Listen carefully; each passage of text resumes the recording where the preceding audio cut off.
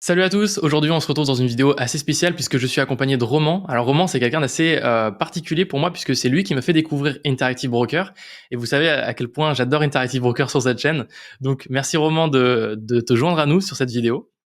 Bienvenue. Merci à toi Axel de l'invitation et franchement tu as poussé beaucoup plus loin que moi eBay, donc merci pour ta chaîne. J'apprends beaucoup de choses avec eBay et c'est souvent toi qui me donnes les bonnes news comme l'ouverture du PEA récemment par exemple. Bah ouais, trop cool. C'est vrai qu'eBay était quand même un très très bon courtier et j'ai découvert donc eBay grâce à toi. Comment dire, eBay grâce à toi, mais aussi grâce à ta méthode. Donc en gros, toi, tu fais une formation qui s'appelle la méthode Trident pour apprendre à investir en bourse et qui permet d'acheter des actions. Pour tous ceux qui voyaient qui voient mes vidéos régulièrement et vous voyez des fois des actions qui sont dans mon portefeuille et vous demandez mais comment est-ce que je fais pour sélectionner mes actions parce que des fois on me pose cette question. Et ben en fait, je suis tout simplement la méthode de Roman. Donc moi, je suis pas un fin analyste, un fin spécialiste. Ce sera beaucoup plus le rôle de Roman. Moi, je vais beaucoup plus me concentrer sur l'aspect technique et comment fonctionne le courtier, quelles sont les fonctionnalités et l'aspect, on va dire, plus de geek, on va dire, et Roman sera plus sur l'aspect analyse. Et donc, je me suis dit que ça pouvait être super sympa de pouvoir t'accueillir sur la chaîne pour que pour que tu nous expliques ta méthode de sélection. Parce que, en gros, si je devais résumer, mais tu vas me confirmer si c'est bien ça, ta stratégie, ton objectif, c'est de battre le marché, donc de battre le SP500. Et on va discuter de comment toi tu peux faire, quels sont les trucs que tu as mis en place, et voilà, tout ça, tout simplement. Donc, ce que je propose aux gens, c'est d'abord de te présenter pour savoir un petit peu qui tu es et d'où tu viens pour qu'on comprenne un petit peu le contexte. Et ensuite, on verra un focus un peu plus précis sur ta méthode. Ouais. Donc moi j'ai commencé d'investir, tu sais, en bourse en 2017. Donc ça commence à remonter un petit peu. Je commence à être un petit peu un dinosaure de la bourse et notamment d'Interactive Broker, un courtier qu'on m'avait recommandé justement. J'avais demandé à un mec en mastermind, je travaillais dans des endroits un peu business et un mec qui m'a dit ouais tu devrais prendre eBay. Et tu vois, cette époque, 2017, c'était une époque où je commençais à gagner bien ma vie sur Internet. Donc, j'avais galéré pendant un petit moment. Et ça y est, je commençais enfin à toucher mes premiers salaires. Donc, un petit peu comme toute personne qui, tu vois, tu es étudiant, tu es un peu fauché. Et là, tu arrives enfin à commencer à gagner tes premiers salaires importants. Au lieu de les mettre de côté, honnêtement, je les dépensais. Donc, je me suis fait plaisir. J'ai payé des voyages à New York.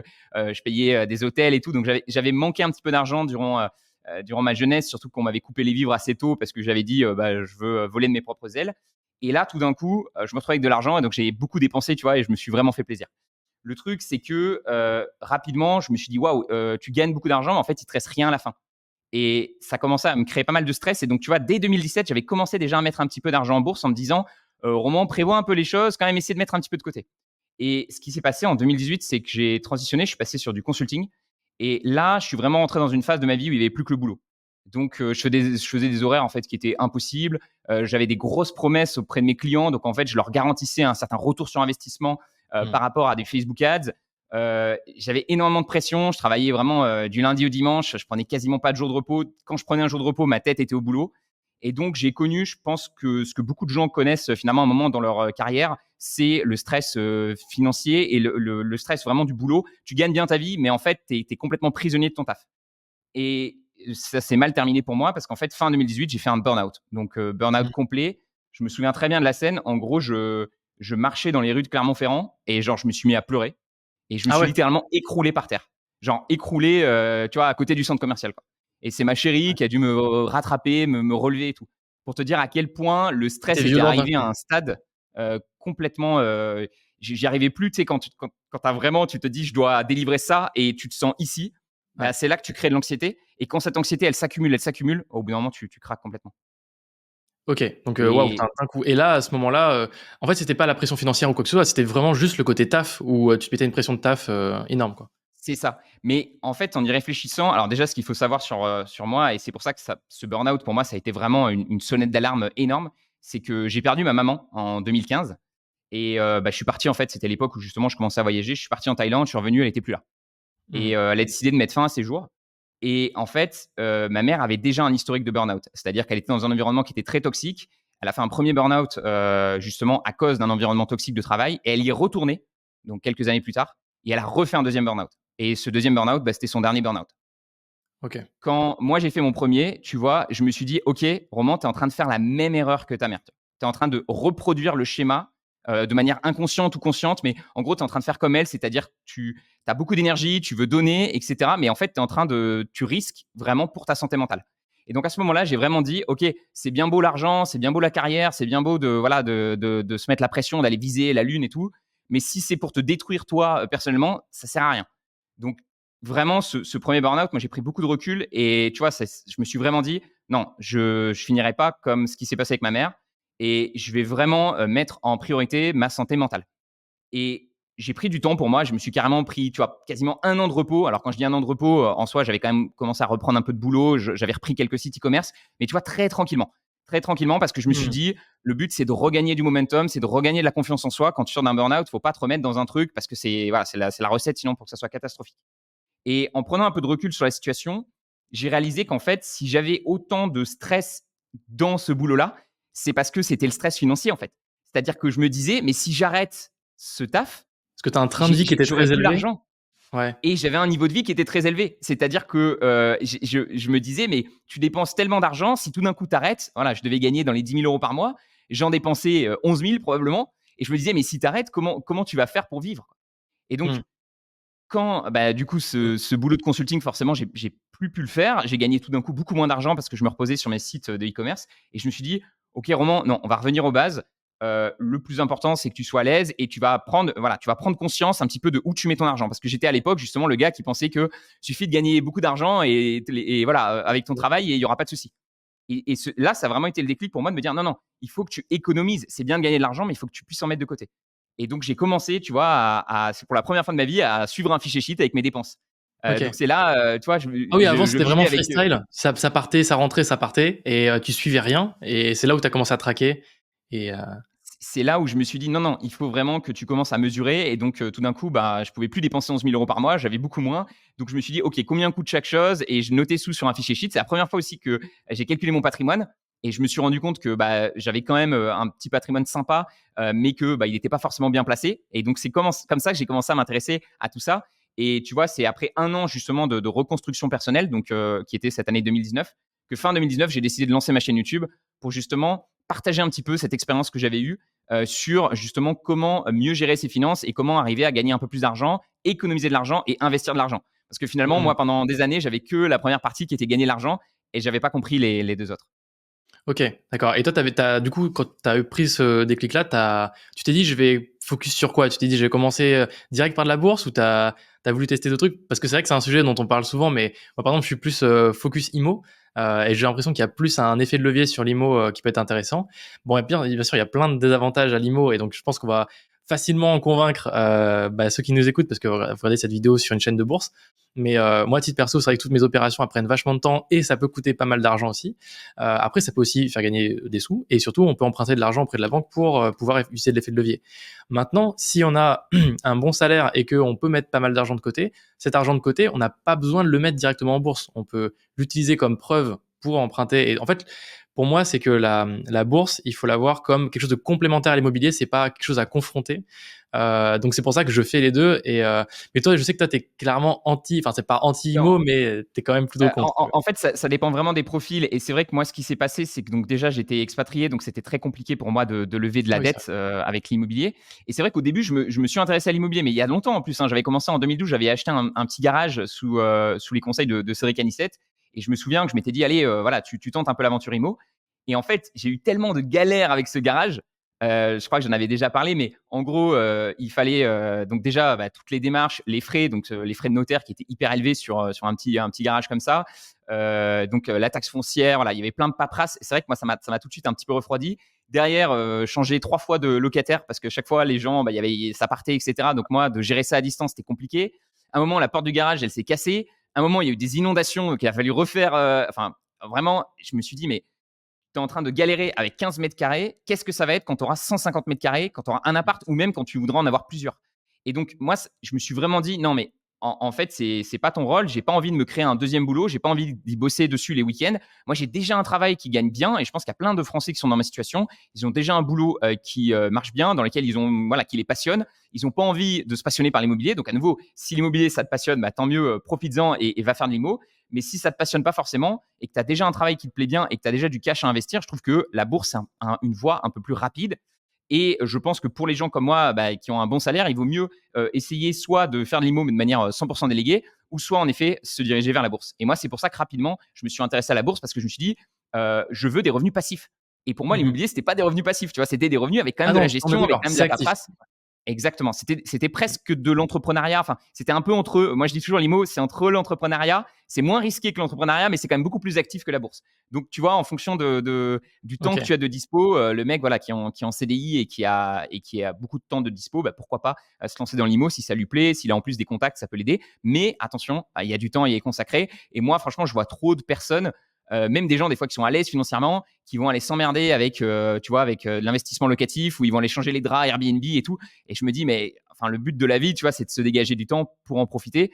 Et voilà, moi, c'est pour ça que j'ai eu des réticences par rapport à l'IMO. Tu OK, donc toi, la bourse, c'était parce que tu gagnais enfin, c'était plutôt, anti-charge mentale, donc c'était assez simple à mettre en place, tout à distance et surtout, c'est vrai que quand tu changes de pays, par exemple, toi qui étais quand même assez nomade et expatrié surtout, tu peux changer de pays, en fait, ça change rien à ta stratégie d'investissement. Alors que quand tu as 50 biens en France et que tu veux partir, après en Suisse ou n'importe où, faut que tu mettes en gestion et quand tu as un problème ou quoi et que la gestion locative, elle suit pas, c'est quand même toi derrière le propriétaire, quoi. Donc ça, c'est quand même, C'est c'est ça. Et un c'est autre plein de point. petites tâches, tu vois. Alors, je sais que toi, tu as un profil justement multitask où tu aimes bien gérer plein de projets en même temps. Moi, je suis quelqu'un de très focus. J'aime bien faire une seule chose à la fois et je le fais à fond. Et du coup, avoir, tu vois, des petites alarmes, des petits trucs à gérer, je voulais pas ça. Parce qu'en fait, je Mmh. sais que toutes ces petites trucs, en fait, ça me fait perdre mon focus sur mon travail principal qui était mon activité en ligne, quoi. Et je voulais rester concentré sur cette activité en ligne. À l'époque, OK. c'était donc l'e-commerce, puisque j'avais fait le consulting et j'avais pas kiffé. Et donc, j'étais retourné sur l'e-commerce. Et tu vois, je me suis vraiment dit, ouais, non, je veux des revenus passifs. C'est-à-dire qu'à nouveau, je veux essayer de pas du tout avoir à y toucher et que ça tombe tous les mois. C'était OK. vraiment, l'idée, c'était en fait d'avoir une seconde source de revenus qui vienne me rassurer, en fait, pour vraiment me dire, voilà, si jamais ton taf en e-commerce, ton taf en consulting, ça te plaît plus, eh bien, au moins, tu auras de l'argent qui a été mis de côté et tu auras des revenus passifs. Donc, tu auras de quoi en compléter, même si ça complétera pas forcément tout ton salaire. Au moins, tu seras dans la démarche de commencer à vivre d'autre chose que de ton travail. Il y a Warren C'est Buffett qui disait, qui a cette citation célèbre, qui disait, si tu trouves pas une manière de gagner de l'argent pendant que tu dors, tu travailleras jusqu'à ta mort. Et je me souviens, j'ai vu cette citation et moi, ça a été un déclic. Je me suis dit, mais oui, mmh. en fait, il faut que je trouve une manière de gagner de l'argent qui ne soit pas du tout liée à moi. Et sur Internet, on te promet un peu que justement, quand tu vas vendre un produit, ça va tomber tout seul, etc. Mais la réalité, c'est que tu as un produit, tu as des clients, donc il faut. Non, Faire du c'est actif. marketing, faut Voilà. envoyer, ouais. Et c'est pareil, pour moi, l'immobilier, c'est un peu pareil. Et donc, la vraie passivité, pour moi, elle se trouvait en bourse parce que la bourse, c'est littéralement, on achète des parts dans des entreprises et c'est ces entreprises qui travaillent. Et s'il y a un problème dans ces actions-là, c'est littéralement les managers qui vont devoir gérer les problèmes. À nouveau, je Mmh. donne souvent cet exemple, mais vous n'allez pas avoir un Jeff Bezos qui va vous appeler en disant, voilà, on a des problèmes de logistique chez Amazon. C'est eux qui gèrent ça en interne. Toi, tu es juste là pour encaisser les loyers, quoi. Donc, je trouve ça, et du coup, les loyers, l'équivalent des loyers, c'est les dividendes. Et c'est pour ça que OK. ça m'a tout de suite attiré, tu vois, cet aspect dividende. C'est pour ça que je me suis tourné là-dessus. C'est que je me disais, je veux du cash flow. Je veux pouvoir voir concrètement que mes entreprises réussissent et qu'elles me versent en fait des revenus passifs. OK, donc toi, tu as direct démarré avec des actions à dividendes? C'était ça, en fait, ton focus? Parce que toi, tu aurais pu te dire, enfin, je sais plus après à l'époque quand tu as démarré, c'était quoi en 2018 du coup la partie bourse? 2019? Donc, j'ai commencé en 2017 et c'est vraiment en 2018, après le burn-out, que je me suis dit non, non, il faut t'y mettre à fond. Et en effet, au début, j'y connaissais pas grand-chose, je cherchais un peu des stratégies. Et du coup, la stratégie dividende m'a tout de suite plu parce que je me suis dit, ah ouais, tu peux toucher des revenus passifs. Donc, je découvre un Mmh. site qui me dit, ouais, tu peux toucher 8 à 10% par an de dividendes. Regardez, voilà les meilleures actions à dividendes à acheter. Et donc, pas une, pas deux, moi, j'ai commencé à mettre de l'argent dessus. Et l'expérience a été, on va dire, en demi-teinte. En fait, ce qui s'est passé, c'est qu'en effet, je recevais bien des dividendes, des gros dividendes, mais au bout de 2 ans, je regardais un petit peu ma performance, j'ai commencé à un peu mieux à comprendre, et je me disais, mais c'est fou, mon compte de bourse, lui, il évolue pas. C'est-à-dire Mmh. que c'est comme si on te donnait d'un côté, mais on te prend de l'autre. C'est-à-dire, on te Ouais. donne des dividendes, mais de l'autre côté, la valeur de tes actions, elle baisse. Et en fait, ce que j'ai réalisé, justement, c'est la première grosse erreur que j'ai faite, c'est que en fait, ces entreprises qui versaient des gros dividendes, c'était des entreprises qui étaient vraiment dans des secteurs vieillissants, cycliques, donc du pétrole, du tabac, etc. Elles avaient très peu de croissance. Et en fait, si elles te versaient autant en dividendes, c'est parce qu'elles n'avaient nulle part où investir ailleurs cet argent. Et donc, souvent, le cours de l'action chutait en même temps qu'elles te versaient des dividendes.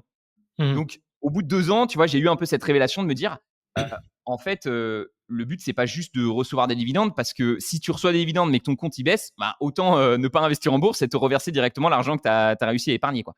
Donc, Mmh. le but, c'était quand même que je puisse gagner de l'argent au total.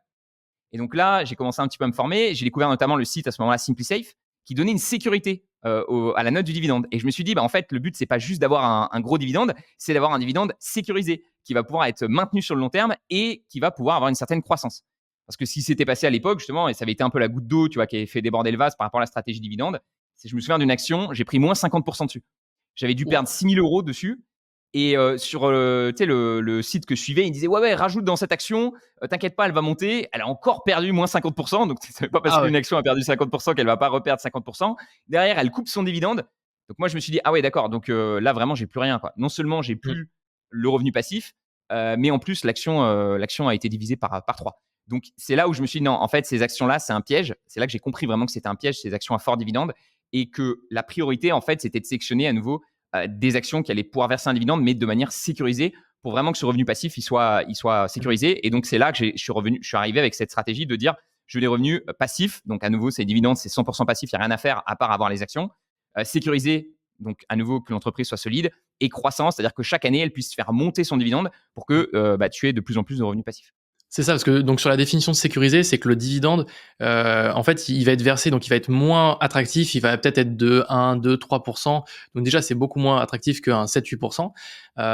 Et sécurisé parce que les fondamentaux de l'entreprise, ils sont très solides. Si l'entreprise, elle doit emprunter de l'argent pour maintenir son niveau de dividende à 7 ou 8% par an, bah, c'est hyper négatif. Et donc, c'est important de regarder les fondamentaux de l'entreprise. Donc c'est typiquement ce que faisait SimpliSafe. En fait, il donnait un score de l'entreprise entre, je crois, de 0 à 100. En fait, il disait quand c'était entre 80 et 100, ça veut dire que le dividende était probablement très très solide. Et donc c'était une entreprise qui versait en moyenne d'un dividende qui était moins intéressant que ceux qui étaient entre 40 et 60 en termes de notes, mais qui avaient un dividende plus élevé forcément.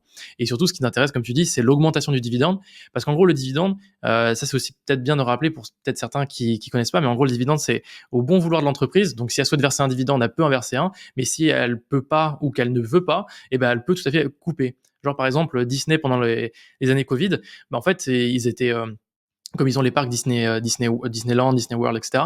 Ils n'ont pas pu verser leurs dividendes. En gros, ils ont fait une coupure de dividendes pendant les années Covid, et donc forcément, bah, ça fait grincer les dents des investisseurs. Mais bon, c'est leur choix, et les investisseurs, bah, ils peuvent rien dire sur ça, quoi. Et donc, on se retrouve un peu coincé.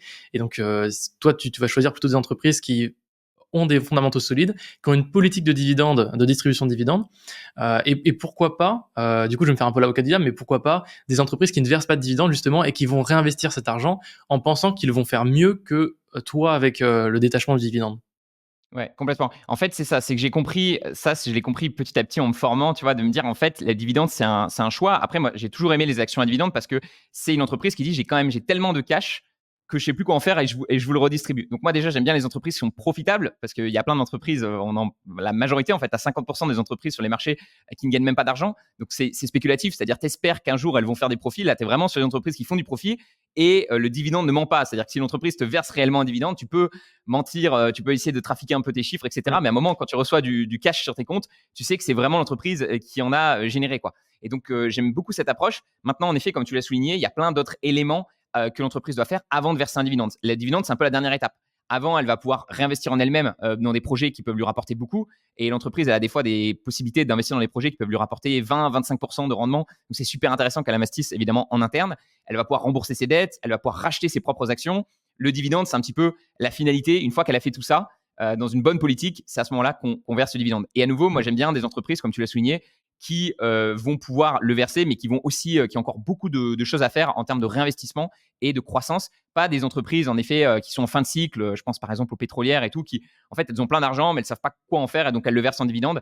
Mm. Là, c'est moins bon parce que justement, il n'y a pas de réinvestissement en interne et tout. Et donc, un ratio assez simple à regarder, c'est le payout ratio, c'est le pourcentage justement du bénéfice de l'entreprise qui est reversé sous forme de dividende. Et moi, j'aime bien qu'il soit assez faible, ce pourcentage, parce que justement, ça veut dire qu'il y a une grande partie qui reste dans les boîtes, dans les caisses de l'entreprise et qu'elle va pouvoir utiliser pour à nouveau réinvestir dans ses projets. Si elle réinvestit dans ses projets, plus de bénéfices. Si elle fait plus de bénéfices, c'est le prix de l'action qui va s'apprécier dans le temps.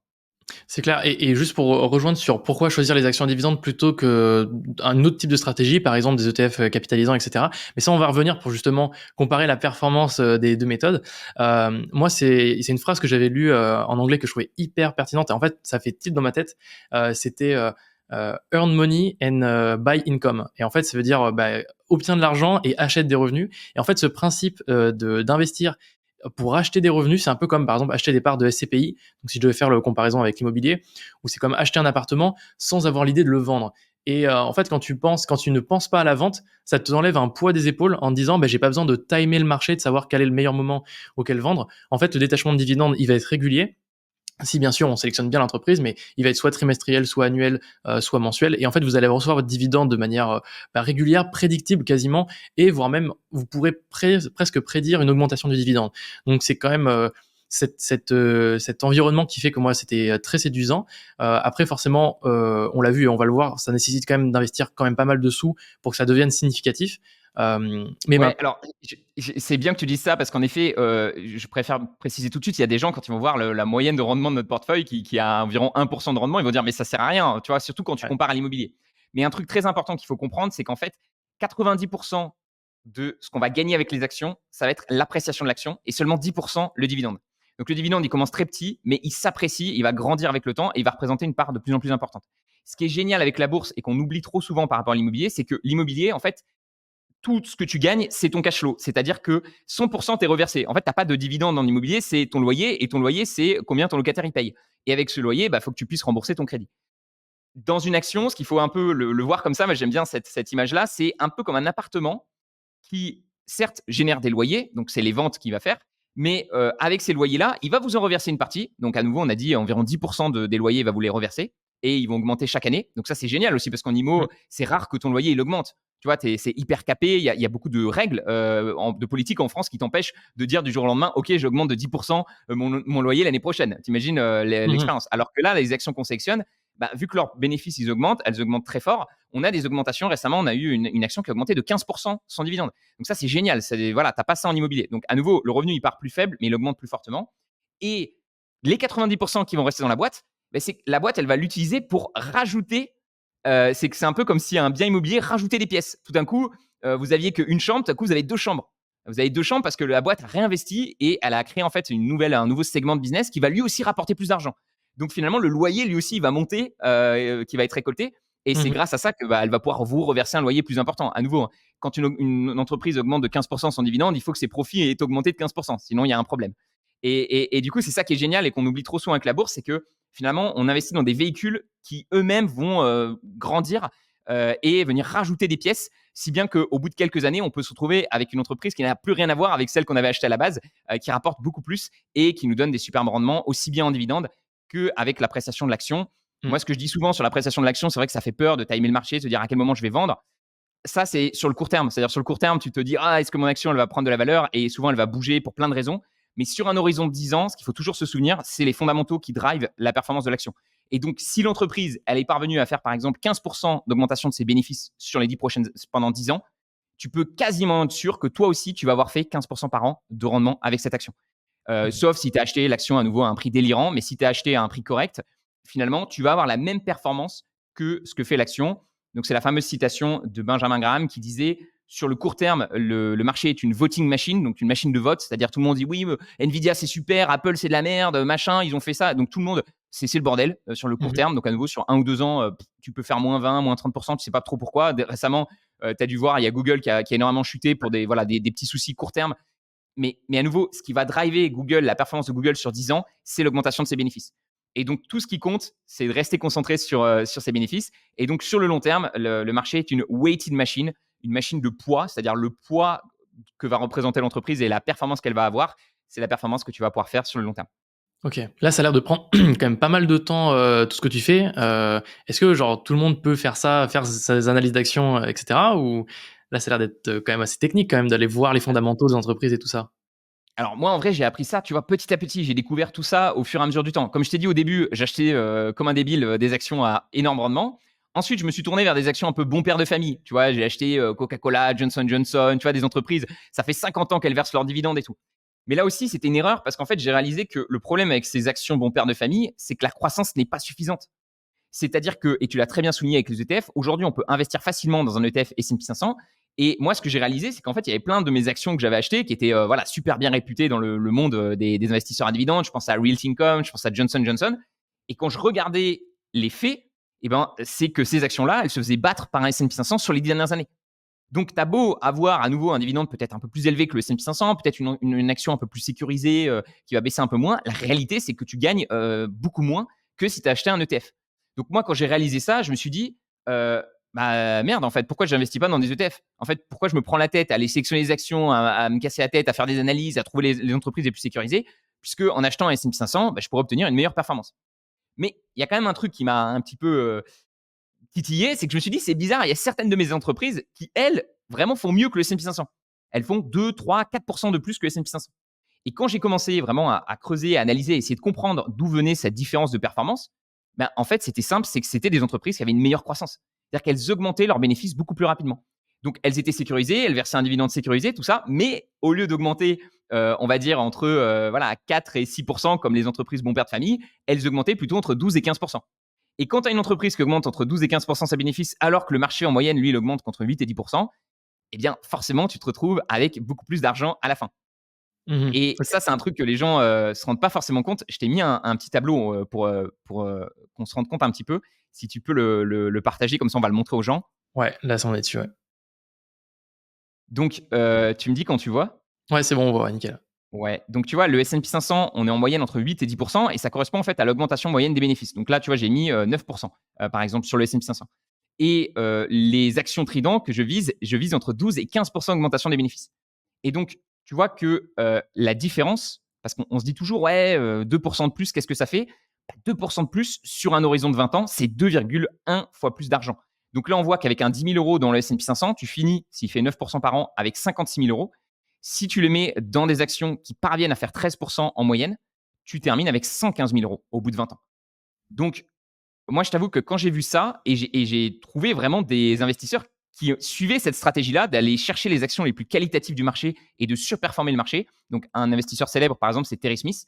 Tu vois qu'il a fait 15,1 contre 11,9 pour le marché. Donc, le marché ici, c'est le MSCI World.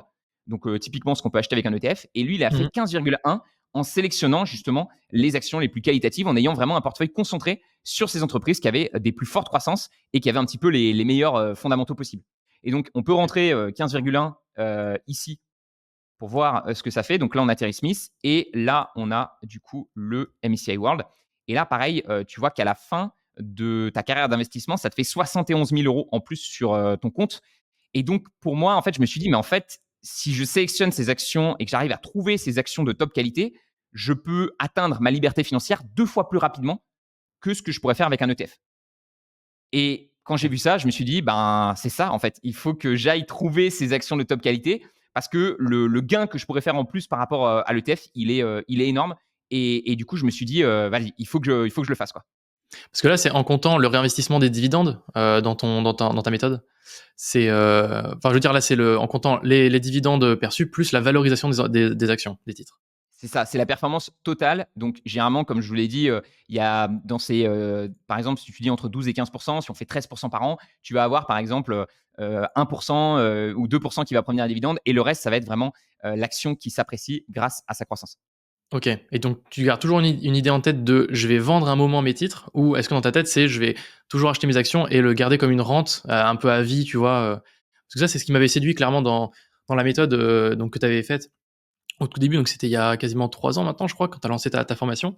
Moi, c'était le côté, j'achète, je pense pas à la revente et j'ai mon revenu, régulier, ma rente en fait qui tombe tous les mois, et ça, c'était vraiment hyper pertinent. Du coup, c'est un petit shift qui a été fait dans la formation, hem, qui m'a pas mal perturbé, mais en vrai qui fait complètement sens parce que, comme tu dis, si on fait la même performance avec un SP500, bah, autant pas se prendre la tête et faire un SP500.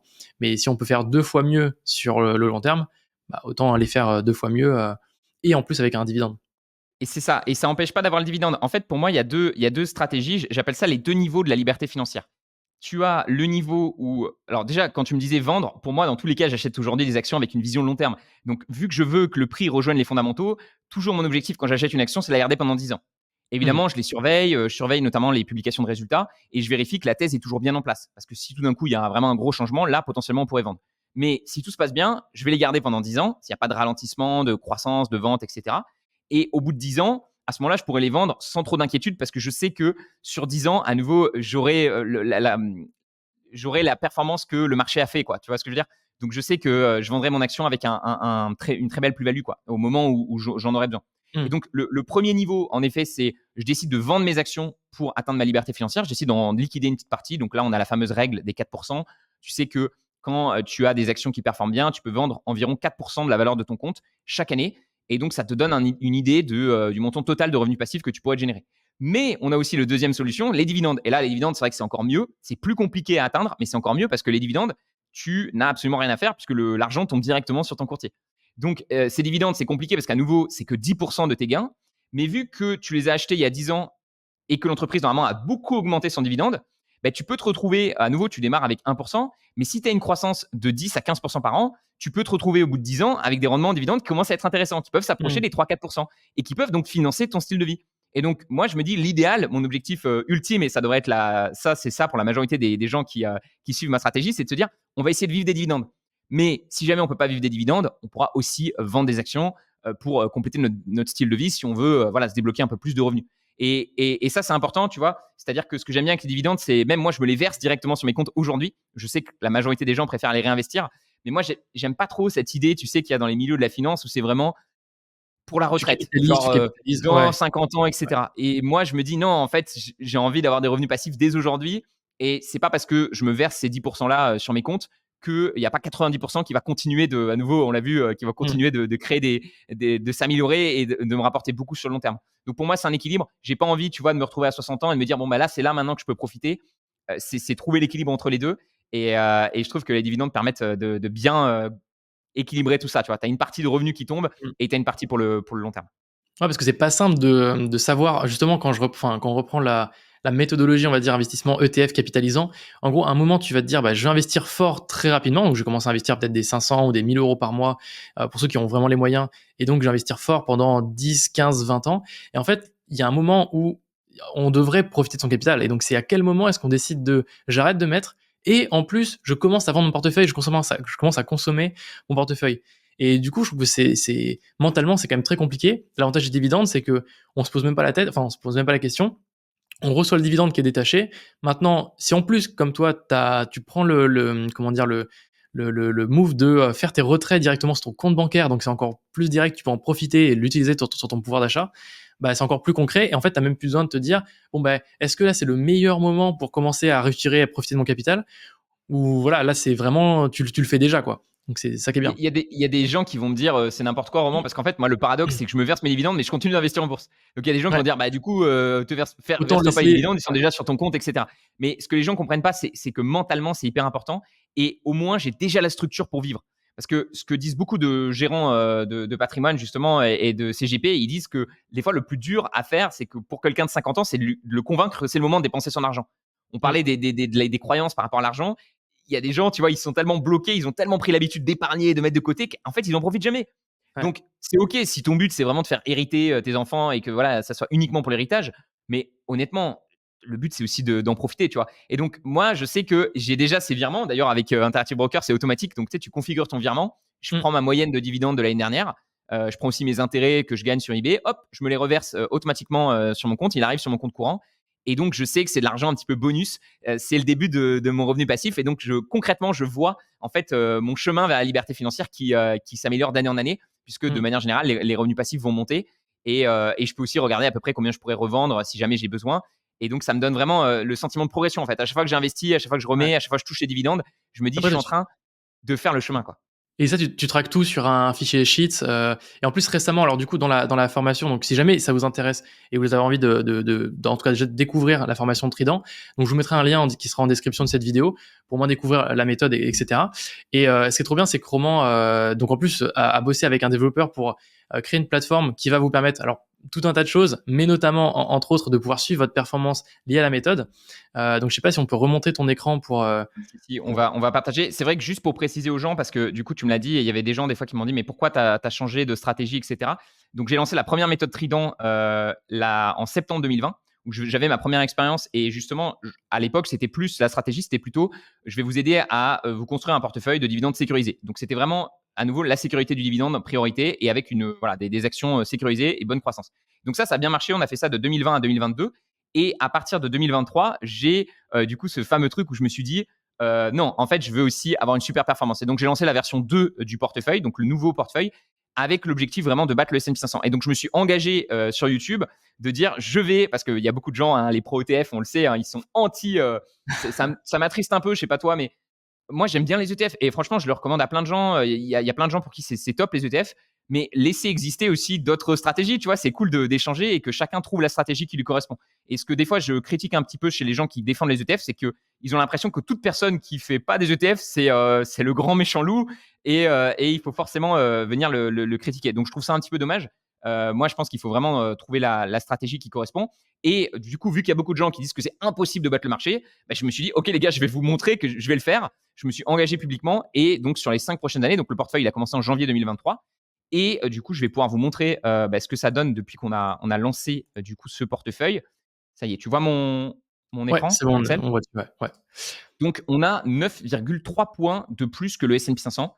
Donc, à nouveau, c'est pas encore terminé, hein. L'objectif, c'est de le battre sur 5 ans. Mais pour l'instant, on le bat sur, du coup, il a été mis à jour là en août 2024.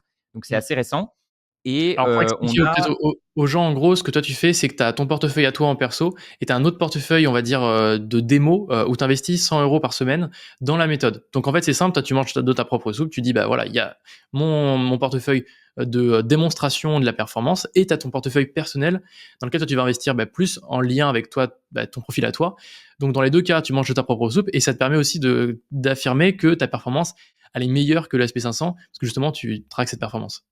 Ouais, alors attention, hein, Axel, les deux portefeuilles, aussi bien mon personnel que le portefeuille démo, investissent dans les mêmes entreprises. Donc Oui, là c'est aussi, ça. je mange ma propre soupe. Donc on a 8 entreprises, j'ai exactement les mêmes 8 entreprises sur mes deux portefeuilles. La seule différence, en effet, c'est que je voulais créer un portefeuille démo pour pouvoir montrer ce que ça pourrait donner avec un capital qui est plus petit. C'est-à-dire que moi, sur mon gros portefeuille, bah forcément, il pèse à peu près 800 000 euros. Donc forcément, j'investis des plus grosses sommes. Et donc je me suis dit, ça peut peut-être être démotivant pour les gens de se dire, bah oui, mais il a gagné beaucoup, mais c'est son gros portefeuille. Donc j'ai aussi créé ce portefeuille démo et c'est sur celui-là qu'on traque du coup la performance où en effet chaque semaine j'achète 100 $ d'actions et le dépôt il est de 500 € par mois, sachant que 500 € par mois c'est le dépôt moyen en fait de mes clients. Donc je me suis dit bah c'est super comme ça montre un petit peu ce qu'un client moyen qui suit la méthode voilà étape par étape bah, il pourrait obtenir comme performance. Et donc ça c'est la performance qui est calculée avec Interactive Broker. Donc c'est le fameux time weighted return qui va justement ignorer un petit peu le timing, on va dire, des achats, ce qui permet vraiment de comparer la performance des actions qui ont été sélectionnées, en fait, sans forcément le moment précis auquel ça a été sélectionné. Donc, c'est plutôt la composition globale du portefeuille. Et donc, on a 9,3 points de surperformance par rapport au S&P 500, donc c'est plutôt chouette. On voit qu'il nous a rattrapé un peu cette année, mais on a encore de l'avance et donc c'est cool. Et on va voir ce que ça va donner, évidemment, jusqu'au bout de 5 ans. Je peux rien garantir, mais je mets toutes les chances de notre côté. En fait, j'essaie de faire tout le travail pour maximiser nos chances d'avoir une meilleure performance que le S&P 500, tout en touchant évidemment des dividendes.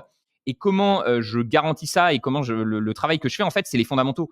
C'est-à-dire que si tu regardes, par exemple, ici, donc les fameuses 8 entreprises du portefeuille Trident, tu vois, je les compare à la moyenne du S&P 500 sur tous les critères qui sont importants. Et par exemple, tu vois que sur 10 ans, les entreprises en moyenne du S&P 500, elles augmentent leur chiffre d'affaires de 6% par an. Elles ont augmenté 6% par an. Alors que nos actions, elles augmentent en moyenne 11% par an.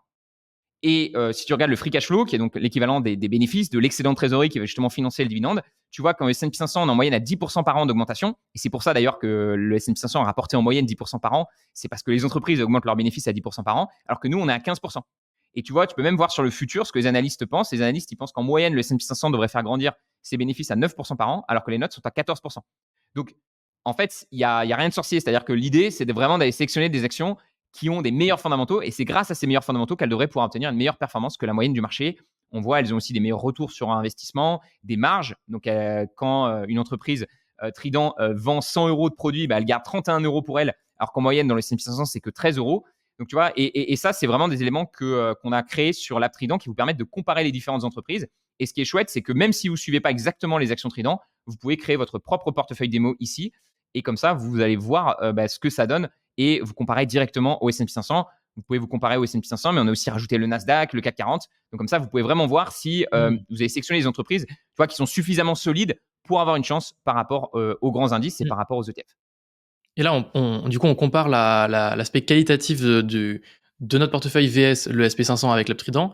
Et après, si on veut, là, bientôt, on aura dans l'Uptrident, on va avoir une comparaison qui va être vraiment précise entre notre, comment dire, nos choix d'actions et et comment dire, le SP500. Donc, est-ce qu'on aura bien fait d'investir dans des actions de la méthode Trident plutôt que le SP500?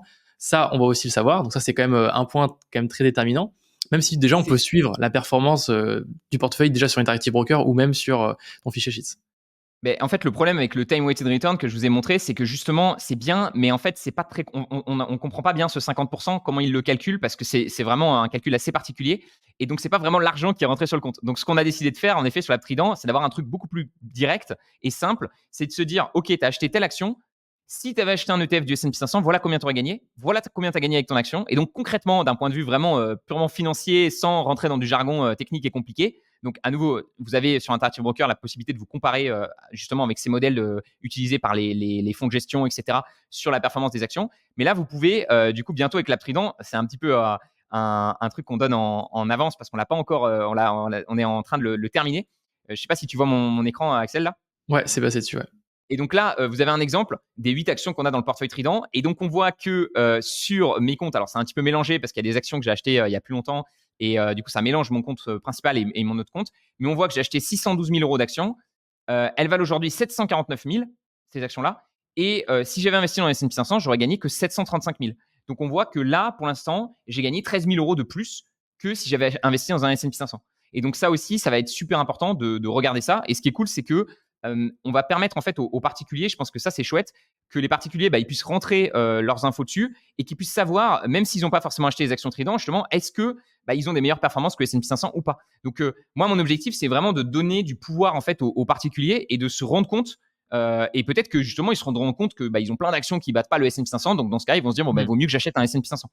Et peut-être qu'ils vont se rendre compte, non, j'ai fait des bons choix d'actions et j'arrive à avoir une meilleure performance. Et du coup, il faut que je reste sur ces actions-là parce que j'arrive à sélectionner les actions qui performent mieux grâce au fait de sélectionner à nouveau des actions qui sont très, très solides dans leurs fondamentaux. OK. Et donc là, donc on parlait de l'AppTrident, on a parlé un petit peu de tout ça, juste pour recontextualiser, parce que les gens vont pas forcément comprendre, mais en gros, toi, tu as une méthode qui s'appelle la méthode Trident, ou aujourd'hui l'AppTrident.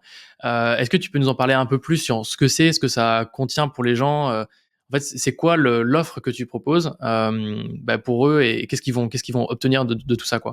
Donc là, en gros, ils ont compris qu'il y a un portefeuille actuel, donc il y aura des actions, mais est-ce que c'est simple? Est-ce que ça demande de se former? C'est compliqué?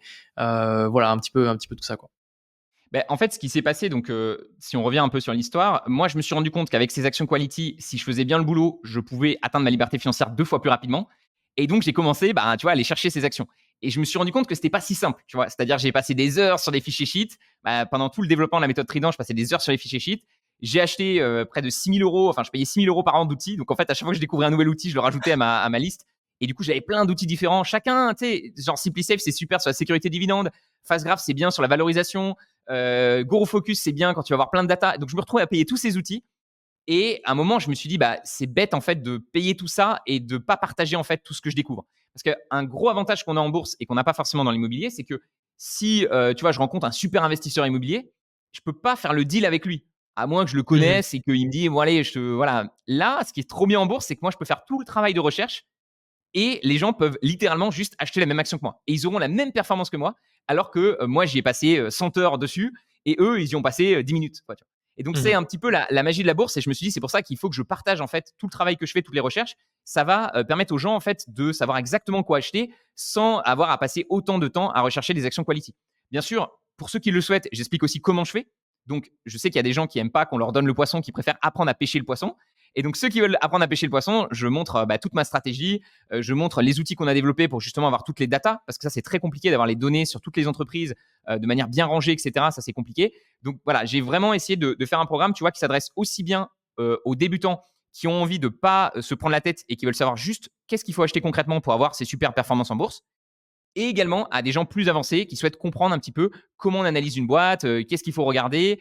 Et voilà. Et dans tous les cas, l'idée, c'est de faire gagner énormément de temps à mes clients pour que ils puissent avoir les mêmes performances sans y passer tout le temps que j'y passe, parce que moi, évidemment, je fais ça à temps plein, quoi. Complètement. Et moi, du coup, c'est pour ça que j'attendais vraiment cette app qui arrive, parce que, en gros, pendant un certain moment, toi, tu te disais quelles actions acheter. On avait fait aussi un fichier sheet qui était semi-automatique, et donc maintenant, on a clairement un site web dédié à l'application, et donc on sait comment en faire, enfin, on sait comment acheter. En fait, c'est super simple. On se connecte, ça nous dit quelle action acheter par rapport à nos achats qu'on a déjà fait. Donc, en gros, c'est conditionné par rapport à notre portefeuille pour éviter d'être, par exemple, si on avait déjà acheté, si par exemple dans notre portefeuille existant, on avait déjà des actions qui étaient dans la méthode, la méthode va pas nous redire de racheter encore cette action puisqu'on va être trop surexposé à cette entreprise-là. Et donc, on va devoir acheter avec une certaine règle de calcul que toi, donc, tu as définie. Et en fait, l'app, elle nous dit, quand tu te connectes, elle nous dit, bah, tu dois acheter tant d'euros de telle action. Tu passes ton ordre, tu dis que tu as acheté, et puis ensuite, la semaine prochaine, tu repasses ton ordre, etc. Donc, on peut soit acheter toutes les semaines, soit tous les mois. Donc, et après, donc c'est ça qui est chouette, c'est que c'est conditionné à son portefeuille et à les montants qu'on souhaite investir. Donc, c'est pour ça que ça j'aimais bien dans la méthode Trident, et donc c'est ça aussi qui m'a convaincu. C'est pour ça que je suis resté depuis, donc ça va faire quasiment plus de 3 ans. Donc moi, à l'époque, pour vous expliquer, en gros, j'ai commencé il y a 3 ans avec la première méthode qui était orientée du coup plus dividende. Donc j'ai un portefeuille qui était monté autour de 60-70 000 euros que j'ai du coup solder parce que je suis un irréductible gaulois français qui aime l'immobilier, et donc du coup je voulais j'avais plusieurs projets sur lesquels j'avais besoin de mettre de l'apport. Donc j'ai revendu tout mon portefeuille pour mettre cet apport-là. Et ensuite là, j'ai repris donc la méthode depuis mars 2024 à 100% avec les fonds de ma société, puisque du coup ma société va faire office de holding, donc c'est simplement une boîte dans laquelle je vais investir sur le long terme. Et ben en gros, j'ai repris cette méthodologie pour pouvoir investir la trésor de ma société en bourse en suivant la méthode Trident. Donc là, ça va faire 6-7 mois que je la suis, et de manière très efficace, puisque toutes les semaines, je vais me connecter sur le site, je passe mon ordre et ça me prend moins de 5 minutes par semaine. Donc c'est plutôt Alors, pratique. on va montrer parce que c'est vrai que c'est super intéressant. Toi, tu vois, Axel, tu as vraiment un profil justement qui est beaucoup plus hands off, tu vois, c'est-à-dire les mains levées, tu Mm. n'as pas envie de t'en occuper parce que tu as d'autres projets, etc. Et c'est top et c'est génial. Et donc, on aide aussi bien, l'idée, c'est d'aider aussi bien les gens qui n'ont pas envie de s'en occuper, qui ont vraiment envie que ça soit le plus simple possible pour eux. Et du coup, on a créé ce fameux. Attends, on va pouvoir montrer la page. Ouais, je l'ai Ouais, mis c'est bon. juste ici. On peut la voir? Ouais, Ouais, donc on a créé cette fameuse page achat avec vraiment l'idée de se dire, OK, il faut juste que tu puisses savoir exactement qu'est-ce que tu achètes. Donc là, voilà, ça te dit exactement quelle action tu dois renforcer. Tu sais que tu dois mettre dedans. Et en fonction de celle que tu as déjà achetée, ça te dit, OK, bah là maintenant, il faut que tu mettes ça, il faut que tu achètes ça. Et donc, tu vois la répartition de ton portefeuille. Donc, c'est extrêmement clair, quoi. Et l'idée, c'est que ça soit le plus simple possible de savoir, voilà, en 2 minutes, si tu veux, tu peux savoir exactement quelle action acheter. Évidemment, nous, ce qu'on dit toujours, c'est que c'est bien de savoir ce qu'il faut acheter, mais c'est bien aussi de comprendre un petit peu pourquoi. Donc, si tu veux creuser un petit peu plus, tu as l'analyse de l'action. Je t'explique pourquoi je pense que c'est un bon investissement. Si jamais il y a une action qui chute, j'explique un petit peu d'où ça peut venir. Donc, on a aussi toute une partie, on va dire, suivi. J'envoie un email chaque lundi pour justement un petit peu donner un petit peu des news et partager qu'est-ce qui se passe au niveau de nos entreprises, les nouvelles publications de résultats. Voilà, des choses qui normalement prennent quand même pas mal de temps à suivre et là qui sont un petit peu facilitées, quoi. complètement.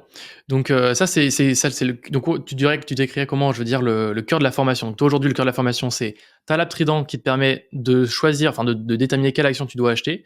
Ensuite, tu peux traquer ta performance avec le suivi comment dire, de la valeur de tes entreprises plus la valeur des dividendes que tu reçois. Et tu as aussi une partie donc formation où là, tu peux aller plus loin pour ceux qui veulent comprendre la méthodologie ou comment tu achètes. Et tu as une partie forum où tu as d'autres gens qui peuvent poser des questions. Tu as une partie communauté aussi qui est assez puissante. Et tu fais d'ailleurs Ouais. 2-3 fois par an une rencontre Trident où tu vois aussi les autres membres de la formation pour pouvoir poser des questions. Donc c'est quand même assez complet sur tout ça, quoi. J'ai essayé de mettre en effet le maximum de valeur dans un seul produit. Donc moi, j'ai qu'un seul produit, donc j'ai essayé de donner à fond, de me donner à fond là-dessus. Et en effet, tu as les trois grandes parties que tu as bien expliquées. Souvent, tu vas démarrer avec la formation ouvrir ton compte. Donc je t'explique exactement comment ouvrir ton compte. Ensuite, tu vas acheter tes actions et ensuite, tu vas continuer de te former avec la communauté, avec des outils qui vont un peu plus loin. Et donc, si on détaille, en effet, il y a une partie formation, ensuite, il y a une partie application et enfin, il y a une partie communauté. Donc, dans la partie formation, je vais vous montrer ça. On a du coup juste ici la partie start pour trouver, en fait, vous expliquer vraiment de manière très simple, voilà, comment ouvrir votre compte de bourse, parce qu'il y a beaucoup de gens qui hésitent, tu vois, et qui passent pas à l'action. Et je pense que le plus important, c'est rapidement d'ouvrir ce compte de bourse, avoir les bases et pouvoir rapidement acheter du coup les actions gagnantes. Une fois que tu as fait ça, donc du coup, tu as l'app Trident et tu sais exactement ce qu'il faut acheter. Ensuite, tu as donc la partie post où chaque lundi, j'envoie donc l'email avec des nouveautés. Les analyses, pour ceux qui souhaitent approfondir un petit peu, savoir exactement quelles sont les boîtes dans lesquelles on investit et comprendre un petit peu pourquoi on a choisi celle-ci par rapport à toutes celles qui existent. Un défi ici deep où je rentre beaucoup plus en profondeur pour ceux qui souhaitent comprendre justement le système de sélection des actions, parce qu'on a trois grandes catégories. On vérifie d'abord les chiffres, ensuite on vérifie l'histoire et ensuite on vérifie la valorisation. Donc si vous souhaitez comprendre, vous avez ça. Vous avez des tutos évidemment chaque année pour notamment déclarer vos impôts, apprendre à maîtriser eBay, même si vous avez plein de tutos aussi chez Axel. Là, on essaie d'en rajouter aussi de notre côté, faire fructifier aussi un petit peu sur Wise. Et enfin, il y a toute la partie forum. Donc ça, c'est vraiment la partie formation que vous allez retrouver sur School. Donc vous allez avoir accès à School et vous avez un onglet communauté sur lequel vous allez pouvoir échanger avec les membres. Donc, on a un peu plus de 1200 membres actifs juste ici. Et donc, vous avez plein de posts et donc vous pouvez échanger. On a carrément lancé récemment une carte, donc vous pouvez vous placer sur la carte et savoir où sont les autres membres. Donc, on a vraiment essayé de créer quelque chose de communautaire pour pas se sentir seul et pouvoir poser ses questions. Vous avez une barre de recherche ici et s'il y a une action qui vous intéresse ou un sujet qui vous intéresse, vous allez trouver plein de sujets et de discussions autour de ça. Donc, je sais pas, par exemple, si je m'intéresse à Microsoft, je peux trouver pas mal de points où justement tous les gens ont parlé de Microsoft. Donc, voilà, c'est très pratique. On a essayé de faire le truc le plus complet possible. Et si je peux vous montrer un petit peu l'app Trident, ce que ça donne concrètement, donc vous avez à nouveau la page achat. Vous avez la page ici Screener qui vous permet de retrouver les actions les plus intéressantes. Donc, en un clic, vous pouvez trouver les actions les mieux notées. On met à jour chaque semaine et vous avez toutes les datas qu'il vous faut. Donc, si jamais vous souhaitez acheter d'autres actions en dehors de la méthode Trident, vous avez toutes les infos qu'il vous faut juste ici. Vous pouvez même filtrer. Donc, par exemple, vous pouvez vous dire, OK, je veux que des entreprises qui ont une bonne note verte.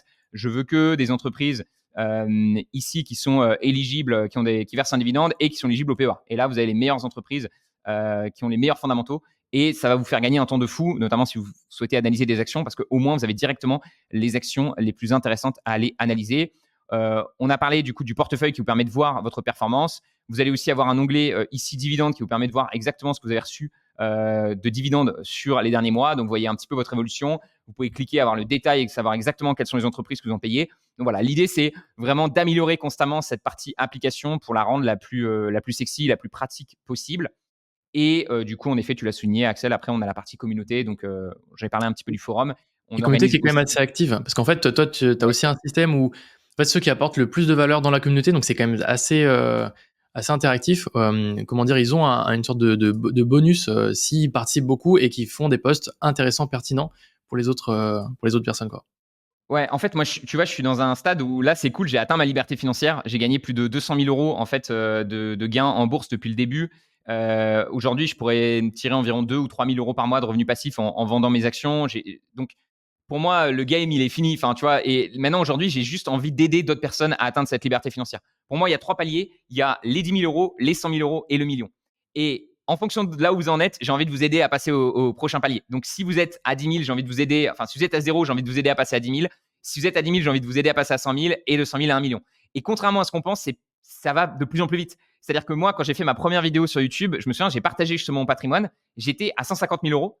Et là, je suis à 950 ou quelque chose comme ça. Donc, c'est possible d'aller plus vite. Et il ne faut pas oublier que c'est souvent ce qu'on dit, les 100 000 euros, c'est les plus durs. De 100 000 à 1 million, eh ben, grâce aux intérêts composés, grâce au placement que tu as fait, bah, tout d'un coup, ça s'accélère et tu peux atteindre le prochain palier prochainement. Toi. Et du coup, j'ai presque envie d'offrir des récompenses si vous atteignez les stades, tu vois, les membres Ah, qui ouais. passent ces stades-là, venir leur donner un petit diplôme pour tu vois, féliciter, dire bravo. Et c'est ça l'objectif. Tu vois. On a tous cet objectif d'être libre financièrement. Et je pense que 1 million d'euros investis en bourse, c'est l'objectif pour être libre financièrement parce que 1 million d'euros, c'est environ 3 000 euros par mois de revenus passifs avec la fameuse règle des 4%. Donc, quand vous êtes à 100 000, vous êtes plutôt à 300 euros par mois de revenus passifs. Et quand vous êtes à 10 000, vous êtes plutôt à 30 euros par mois de revenus passifs. Et donc, il faut être réaliste. L'objectif, c'est d'atteindre ce million. Et peu importe où vous en êtes aujourd'hui dans l'aventure, ben, l'idée, c'est d'avoir du soutien, d'avoir des tips. Aussi, c'est ce qu'on partage beaucoup sur le forum. Comment gagner plus d'argent, comment apporter de la valeur aux autres. Et moi, un truc que je me suis rendu compte, c'est que j'avais envie de redistribuer une partie des gains que je faisais avec la méthode Trident aux membres. Donc, je le fais en payant des développeurs, en payant toutes sortes d'outils pour améliorer évidemment les sections d'action qu'on fait. Mais je le fais aussi, comme tu l'as souligné sur le forum. En fait, il y a 3 personnes chaque mois qui se font rembourser leur abonnement à la méthode Trident. Donc, ils reçoivent 300 euros d'actions. Et l'idée, ça a été de dire, si vous apportez de la valeur aux autres membres, vous faites un post à forte valeur ajoutée, vous partagez une de vos expériences, vous posez des questions, vous donnez un tips ce qui vous a permis de gagner plus d'argent, etc. Eh bien, en échange, moi, pour vous dire merci d'avoir apporté cette valeur-là à la communauté, je vous rembourse la formation. Et donc, en effet, même quelqu'un qui rejoint aujourd'hui le programme et qui se dit, j'ai envie d'apporter de la valeur aux autres, eh ben, tu as de fortes chances de pouvoir te faire rembourser la formation, puisqu'à nouveau, on offre 300 euros x 3, donc ça fait, tu as 3 chances x 12, puisque l'abonnement de 300 euros, il coûte 300 euros par an et tu as accès pendant 12 mois. 3 x 12, ça fait 36. Donc, tu as Ouais. 36 chances de pouvoir te faire rembourser si tu apportes la valeur sur le programme, ce qui est plutôt sympa. Et il me semble que toi, Axel, tu as gagné d'ailleurs le mois dernier, non? Ouais, effectivement. Ouais, je sais plus sur quoi c'était. Ça devait être sur l'annonce du PEA sur Interactive Broker en exclusivité parce que c'était une petite feature qui était un peu cachée d'ailleurs, qui n'est pas lancée officiellement. Donc ça, c'est vrai que c'est assez chouette d'avoir ces petites infos.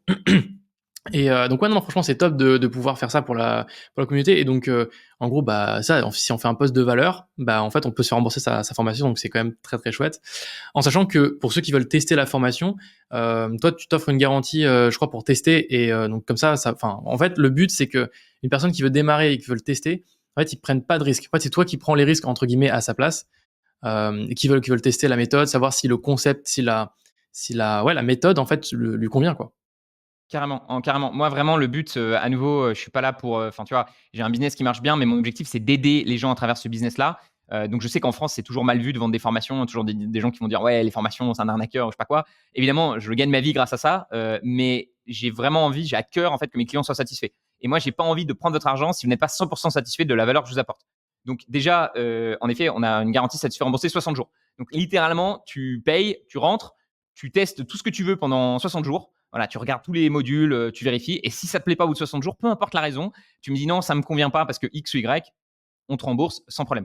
Parce que j'ai vraiment envie à nouveau que les clients ils rentrent et ils soient satisfaits et qu'ils comprennent bien qu'ils payent 300 euros, mais qu'en fait ils paieraient beaucoup plus cher si ils laissaient leur argent sur un livret A, s'ils confiaient leur argent à un conseiller boursier, s'ils achetaient même une formation sur la bourse, parce que la majorité des formations sur la bourse, même des formations d'ailleurs qui vantent les ETF, elles sont vendues 2000 euros.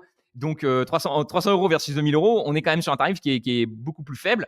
Et donc moi, l'idée, je prends aussi des risques parce que plutôt que de facturer 2000 euros, je facture 300 euros par an. Et l'idée, c'est que mon objectif, c'est que vous restiez abonné. Et donc, je suis vraiment, tu vois, je mets tout pour que les gens soient satisfaits et aient envie de renouveler.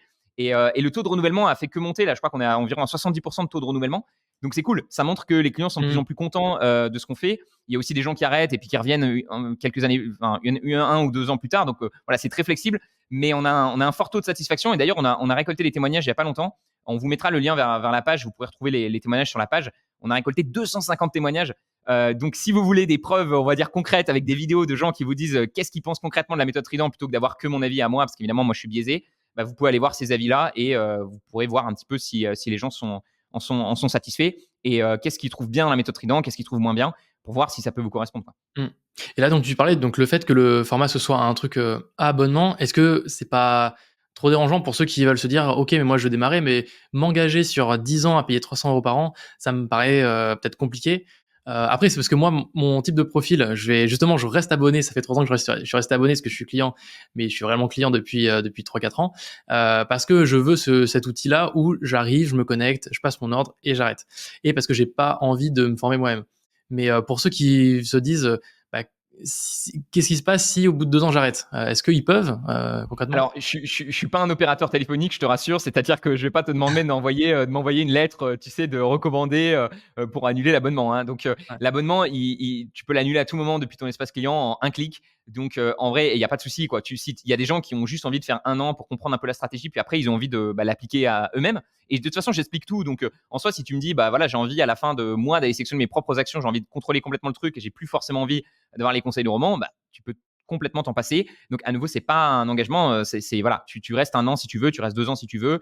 Tu peux, même si tu veux garder les cours, tu peux télécharger les cours. C'est juste qu'on est obligé en quelque sorte de fonctionner avec un modèle à abonnement parce qu'en fait, cette formation, à nouveau, tu l'as compris, on met sans arrêt à jour tout ce qu'il y a dedans.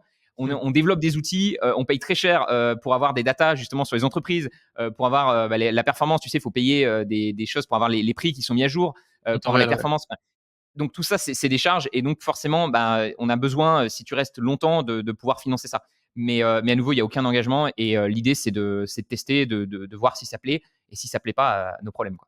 OK, donc quelqu'un qui apprend la méthode, enfin, qui apprend à comment sélectionner les actions, en 1 an, en fait, en soi, peut, se passer de la formation. Maintenant, si c'est un profil qui, par exemple, qui est plus comme moi, qui a du capital à placer, mais qui est en mode, «Je veux pas me prendre la tête et je veux juste, arriver, poser mes sous et repartir», bah, ça sera peut-être plus, du coup, ce type de là. Donc en fait, je pense qu'il y a 2 typologies de clients. Il y a ceux qui veulent pas se prendre la tête, qui veulent juste acheter et passer le moins de temps possible, clairement, à faire, sa sélection, et d'autres qui vont plus être en mode geek, à essayer de comprendre ta méthode, même aussi à la remettre en question. C'est vrai que c'est marrant parce que dans la première version de la formation, il y en a plusieurs qui mettaient comment dire, pas en doute, mais tu vois, qui te challengeaient, tu vois, sur ça. Donc c'est aussi hyper intéressant parce que tu as aussi un énorme feedback de ta communauté, alors que quand tu fais ta sélection tout seul d'action, bah, tu n'as aucun feedback. Donc toi, tu as cette chance aussi d'avoir un gros feedback de gens intéressés par ta méthode.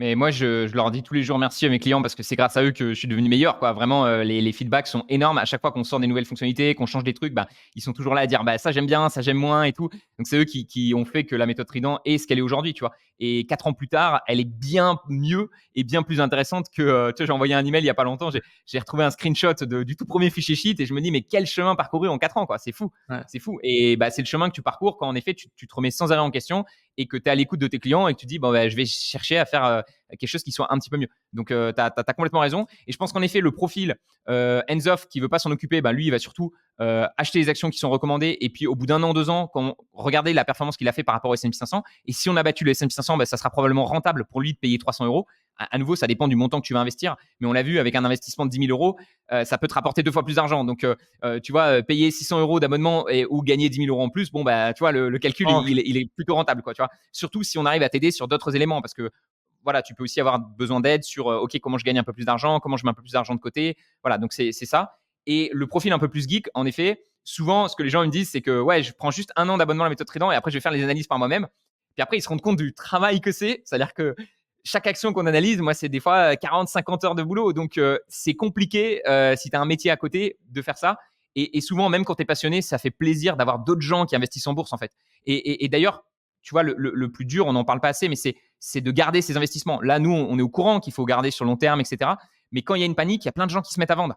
Et moi, j'ai envie que ça soit aussi une manière de protéger les investisseurs parce que le jour où tu paniques, tu postes sur la méthode Trident, tu vends pas tes actions, tu dis les gars, je suis en panique. Et là, il va y mmh. avoir 50 membres qui vont venir te Non, mais dire non, non, t'inquiète, vends pas, on est ouais, ensemble, t'inquiète, voilà, on va tenir jusqu'au bout. Donc ça aussi, la communauté, c'est super important parce que si autour de toi, tu n'as personne qui investit en bourse et que bah, du coup, tu te dis mais qu'est-ce que je suis en train de faire? Je suis peut-être en train de faire une bêtise. Là, l'idée, c'est aussi de créer une communauté qui est bienveillante et de faciliter bah, du coup des rencontres. Et plus tu connais des investisseurs qui, comme toi, investissent en bourse, bah, plus ça te donne confiance de le faire et à nouveau bah, d'atteindre des résultats financiers que beaucoup de Français n'arriveront pas à atteindre justement parce que soit ils restent, voilà, ils investissent pas, quoi. Ils gardent sur des livrets A ou alors ils investissent un peu dans l'IMO, mais très tard et uniquement pour des résidences secondaires, des résidences principales. Moi, franchement, quand je vois les investissements qu'a fait mon père ou d'autres, je me dis, mais il y a beaucoup d'argent qui a été très mal, qui a été très mal placé. Donc, c'est chouette si notre mmh. génération, on peut aider ça. Et d'ailleurs, peu importe quel âge on a vraiment tout. On a des gens qui ont 70 ans dans la méthode, on en a qui en ont 15. Donc, ça marche à tout âge. L'important, c'est de démarrer le plus tôt possible et de mettre tout ça en place, quoi. Et toi, tu dirais que comment dire? C'est quoi un peu, pas forcément le client type, mais plus, le minimum, le requirement minimum pour démarrer la méthode? Est-ce qu'il y a un minimum à investir? Est-ce qu'il y a un profil particulier? Tu recommanderais, à quelqu'un? Bah, en vrai, je pense que le retour sur investissement, il est facile à faire. C'est-à-dire qu'à 300 euros, à nouveau, il suffit que tu apportes de la valeur sur le forum, tu peux gagner 300 euros. Il suffit que tu apprennes une compétence pour économiser un peu plus d'argent. On donne des fichiers pour faire des économies. Donc, à mon avis, 300 euros par an, c'est facile à économiser hein, si tu suis Mmh. un peu les stratégies et que tu commences à mettre en place. Les conseils sur le forum, il y a un mec il n'y a pas longtemps, là, tu vois, il a demandé comment il peut se lancer en freelance ou augmenter ses tarifs en freelance. Suffit que tu chopes un conseil et tes 300 euros, tu vois, Mmh. c'est facile d'avoir ce remboursement. Maintenant, moi, je suis vraiment tourné vers le but, c'est d'avoir du retour sur investissement directement dans les investissements. Et donc, ce que je dis souvent, c'est que ça va dépendre de la surperformance qu'on va faire par rapport au S&P 500. J'essaie de comparer ça avec ça. Donc, moi, je t'ai partagé tout à l'heure que sur mon compte, je t'ai dit que j'étais à combien? J'étais à plus 13 000 euros. Donc, tu vois, moi, les 300 euros, ils sont largement remboursés. Mais moi, j'ai un gros capital. Donc, pour quelqu'un qui a un plus petit capital, ça peut être plus compliqué. Je pense, et c'est souvent ce que je dis, c'est que quelqu'un qui investit 300 euros dans une méthode pour apprendre à placer son argent, ça serait bien qu'il ait au moins 300 euros à investir chaque mois. Donc, c'est un OK. petit peu le truc que je mets, tu vois. Donc, si tu as moins de 300 euros que tu veux quand même commencer à investir en bourse, je pense que c'est aussi simple de commencer avec des ETF. Et quand tu as un peu plus et que tu as envie justement, ça t'intéresse et tu as envie d'optimiser un petit peu les choses et d'essayer bah, justement d'atteindre ta liberté financière 2 fois plus rapidement avec les actions de top qualité, là, tu peux rejoindre la méthode Trident. Donc, ouais, je dirais Au moins minimum 300. 300 euros par mois. À nouveau, la moyenne de nos membres, c'est environ 500 euros par mois qu'ils investissent en bourse. OK. Super, bah, merci pour tout le feedback, l'explication de la méthode et comment ça fonctionne. Si jamais ça vous intéresse, vous aurez, bien sûr un lien en description en dessous de cette vidéo pour la découvrir. Et si vous avez des questions, vous pouvez les poser en commentaire, donc soit j'y répondrai, soit, je relayerai à Roman. Et vous pouvez aussi aller voir directement Roman pour lui poser des questions si vous en avez sur la méthode ou sur comment, fonctionne son outil, la plateforme, tout ça. Merci Roman d'être venu sur la chaîne et puis, je vous dis à très bientôt. N'hésitez pas à poser vos questions en commentaire.